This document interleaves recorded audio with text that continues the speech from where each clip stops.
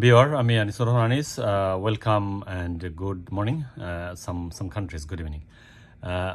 Zelensky, Vladimir Zelensky এবং Donald ট্রাম্পের যে আলোচনা বন্ধ হয়ে যাওয়ার পরে সারা বিশ্বে নতুন করে যে আলোচনার সৃষ্টি হয়েছে সেটা হচ্ছে যে ইউক্রেন অন্ধকারের দিকেই হয়তো ছুটছে।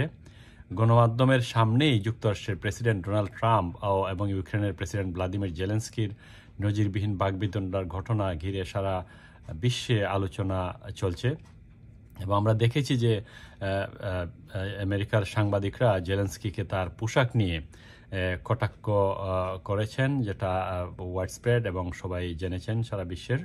এখন ইউক্রেনের খনিজ সম্পদ নিয়ে যুক্তরাষ্ট্রের সঙ্গে যে ঐতিহাসিক চুক্তি হওয়ার কথা ছিল সেটিও বাতিল হয়েছে।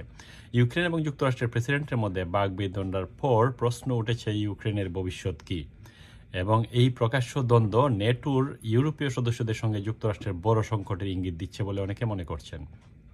এবং অনেক সংবাদ বিশ্লেষক এবং বিশেষজ্ঞরা মনে করছেন যে এই উদ্বেগের কারণ ট্রাম্পের রাশিয়ার প্রেসিডেন্ট ভ্লাদিমির পুতিনের সঙ্গে সম্পর্ক শক্তিশালী করার চেষ্টা। যদিও এই ঘটনার পর মার্কিন প্রেসিডেন্ট ট্রাম্প তার এক্স অ্যাকাউন্টে লিখেছেন যখন তিনি শান্তির জন্য প্রস্তুত হবেন তখন তিনি ফিরে আসতে পারেন। তার মানে জেলেন্সকি যখন রেডি হবেন, তৈরি হবেন শান্তির জন্য, তখন আমেরিকা বোঝাতে যাচ্ছেন যে আমেরিকার door is open always whenever they are ready to sit with us. ইউক্রেনের রাজনৈতিক বিশ্লেষক ভ্লাদিমির ফেসেস্ক বার্তা সংস্থা এএফপিকে বলেছেন, এখন ইউক্রেনকে নিয়ে মার্কিন মনোভাব কী হবে তা এখনই বলা যাচ্ছে না, তবে ভালো কিছু হবে এটাও ধারণা করা সঠিক হবে না। কারণ মার্কিন যুক্তরাষ্ট্র কিন্তু দীর্ঘ প্রায় 3 বছরের যুদ্ধে $350 বিলিয়ন ডলারের মতো আমেরিকাকে, জেলেন্সকিকে বা ইউক্রেনকে সামরিক এইড দিয়েছে। সুতরাং সেটা আসলে ডিফিকাল্ট যে আমেরিকা তো সবসময় চাইবে যে তারা যে স্পেন্ড করেছে, খরচ করেছে, সেটা তো তারা তুলবেই। সেই জন্যই তো যে বিগ খনিজ সম্পদের যে ডিলটা করার কথা ছিল যেটা ভেস্তে গেছে।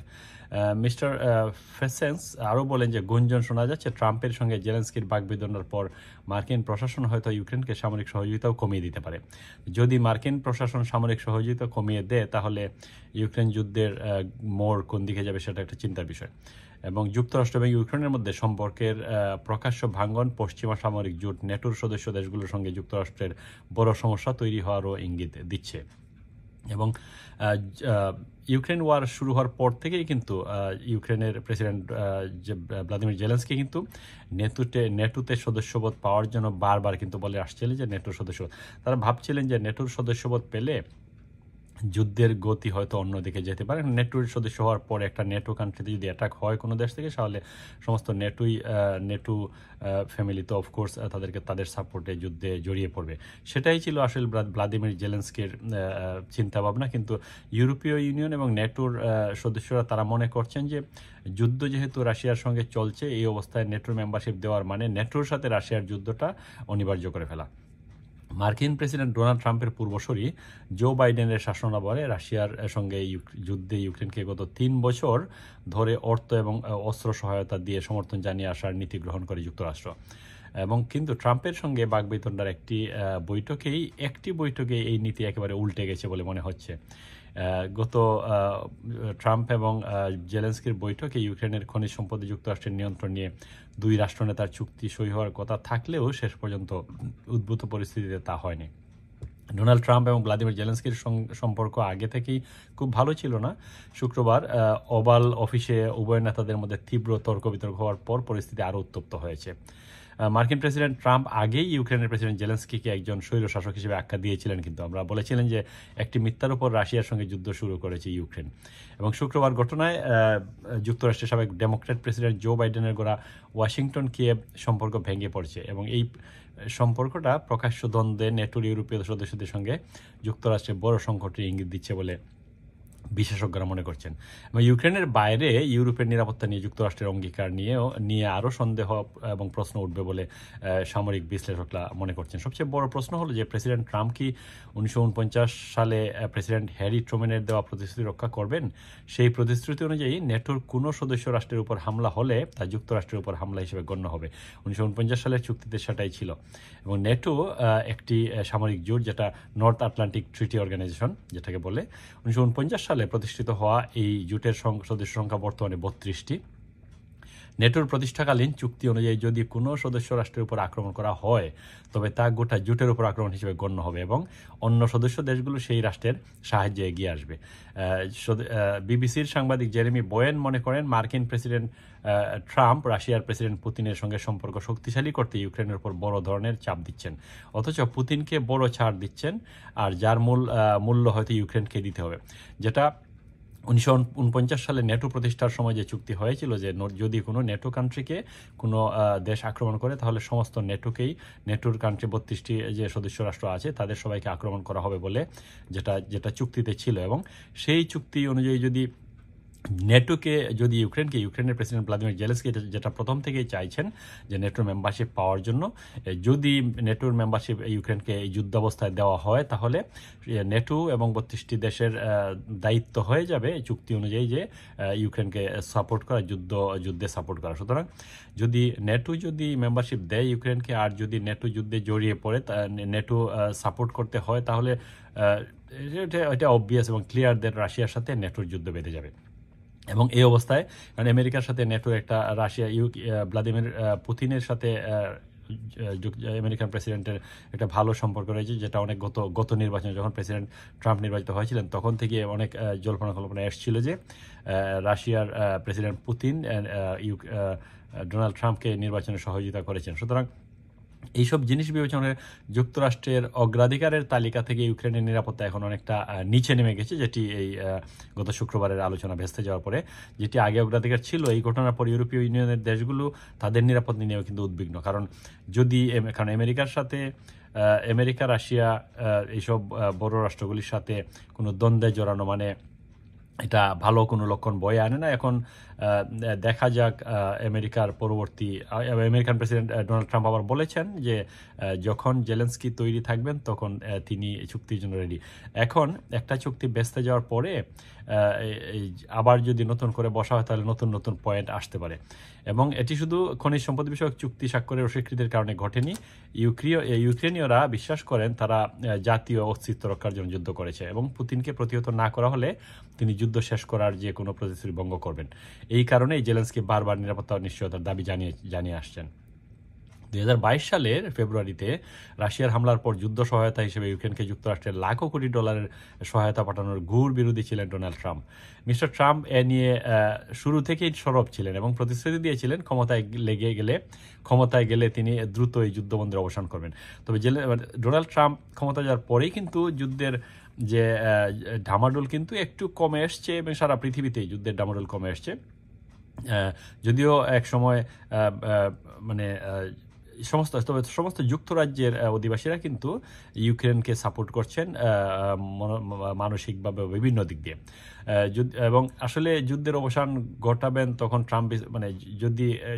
ট্রাম্প কিন্তু বলে আসছেন যে যুদ্ধ বন্ধ হবে। তার মানে হয়তো রাশিয়ার সাথে ডোনাল্ড ট্রাম্পের যে ভালো সম্পর্ক সেটা থেকে বোঝা যায় যে যুদ্ধ মুখে বলছেন কিন্তু যুদ্ধের অবসান ঘটাবেন সেটা আসলে বিস্তারিত ট্রাম্প তো কখনো মেনশন করেননি।